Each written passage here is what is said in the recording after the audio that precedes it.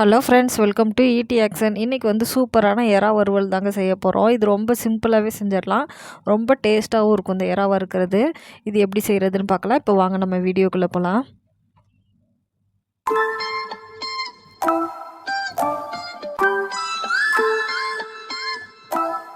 இப்போ எறா வறுக்கிறதுக்கு வந்து நான் ஒரு 1/2 கிலோ அளவுக்கு எறா எடுத்திருக்கேங்க. இங்கே பாருங்கள், நல்லா சுத்தமாக கழுவிட்டு வச்சுருக்கேன். இதில் மண் இருக்கும், நல்லா சுத்தமாக கழுவிடணுங்க. அதே போல் குடல் பகுதி ஒன்று கருப்பாக இருக்கும், அதையும் எடுத்துடணும், அப்போ தான் நல்லது.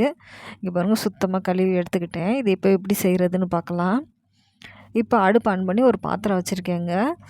இப்போ பாத்திரம் நல்லா ஹீட் ஆகும். ஒரு 1/2 டேபிள் ஸ்பூன் அளவுக்கு எண்ணெய் ஊற்றிக்கலாம். இதுக்கு வந்து ரொம்ப எண்ணெய் இழுக்காது, கம்மி பண்ணியே கூட ஊற்றிக்கிறலாம். பார்த்துட்டு கூட ஊற்றிக்கலாம், தேவைப்பட்டால் ஊற்றிக்கலாங்க. இங்கே பாருங்கள், ஊற்றிருக்கேன். இப்போ வந்து ஒரு 3 வெங்காயம் வந்து பொடியாக கட் பண்ணியிருக்கேங்க. நல்லா பெரிய வெங்காயமாக தான் எடுத்திருக்கேன். 3 வெங்காயம் பொடிசாக கட் பண்ணியிருக்கேன். இது இப்போ வதக்கிக்கிறலாங்க.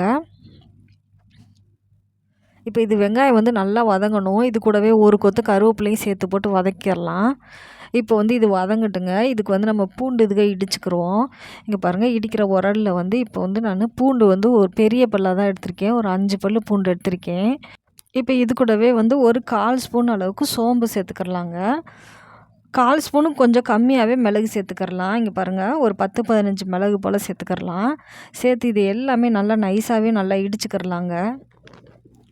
இந்த மாதிரி இடித்து சேர்க்கையில் வந்து நல்லா வாசம் வந்து ரொம்பவே நல்லாயிருக்கும்.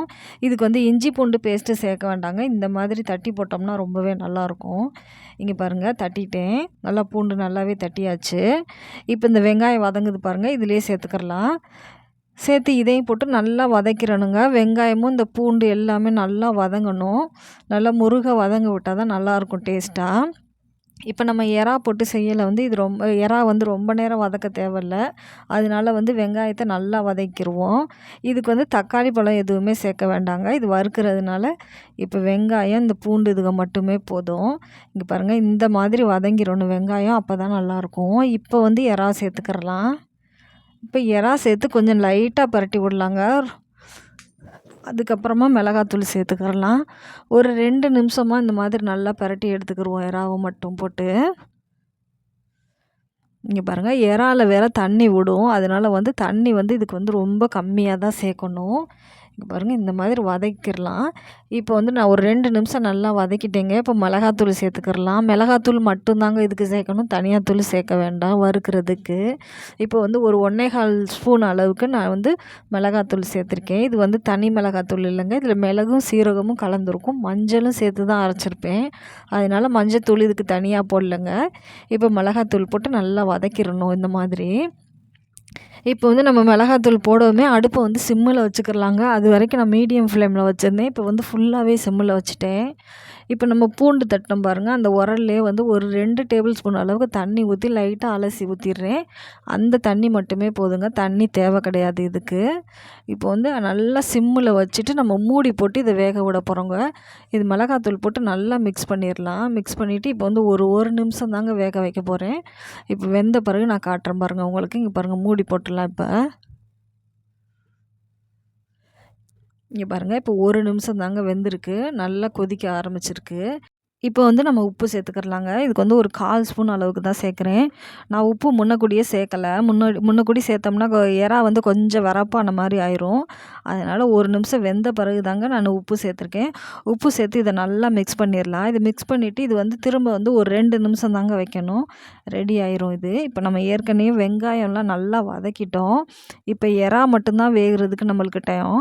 எறா வந்து வேகிறதுக்கு ரொம்ப டைம் எடுத்துக்காதுங்க, சீக்கிரமே வெந்துடும். இங்கே பாருங்கள், இப்போ நல்லா மிக்ஸ் பண்ணியாச்சு. இது வந்து இப்போ மூடி போட்டு வச்சிடுறேன். மூடி போட்டு வச்சுட்டு ஒரு 2 நிமிஷம் கழித்து காட்டுறேன் பாருங்கள் உங்களுக்கு. இங்கே பாருங்கள், 2 நிமிஷம் ஆயிருக்குங்க. நல்லா சுருண்டு வந்துருச்சு எறா. போதும், அவ்வளோதான். இது வந்து மிளகா வாசம் எதுவுமே இருக்காது, நல்லா வதங்கிருச்சு எண்ணெயிலேயே. இங்கே பாருங்கள், நல்லா மிக்ஸ் பண்ணிக்கிறலாங்க. அவ்வளோதாங்க, எறா வந்து சூப்பராக வெந்துருச்சு. நல்லா கிரேவி மாதிரியும் இருக்குது பாருங்கள். இது வறுத்த மாதிரியும் இருக்கும். இது தொட்டு சாப்பிட்றதுக்கும் ரொம்ப நல்லா டேஸ்ட்டாக இருக்கும். இது வந்து எல்லா குழம்பு சாதத்துக்குமே தொட்டு சாப்பிட்லாங்க, ரொம்பவே நல்லா டேஸ்ட்டாக இருக்கும். இந்த மாதிரி ஒரு தடவை செஞ்சு பாருங்கள். இனிமேல் இப்படியே தான் செய்வீங்க நீங்கள் எப்போயுமே, அந்த மாதிரி ஒரு டேஸ்ட்டாக இருக்கும். அவ்வளோதாங்க. இப்போ வந்து நம்ம அடுப்பை ஆஃப் பண்ணிடலாம். இப்போ வந்து ஒரு எறா வறுவல் சூப்பராக ரெடி ஆயிடுச்சு பாருங்கள். ரொம்ப வர வரன்னு இல்லாமையும் நல்லா சாஃப்டாகவும் இருக்குது பாருங்கள். இந்த மாதிரி இருக்கையில் வந்து நம்ம சாதத்துக்கு தொட்டு சாப்பிட ரொம்பவே நல்லாயிருக்குங்க. இந்த வீடியோ உங்களுக்கு பிடிச்சிருந்தா லைக் பண்ணுங்கள், ஷேர் பண்ணுங்கள், சப்ஸ்கிரைப் பண்ணுங்கள். தேங்க்யூ ஃபார் வாட்சிங்.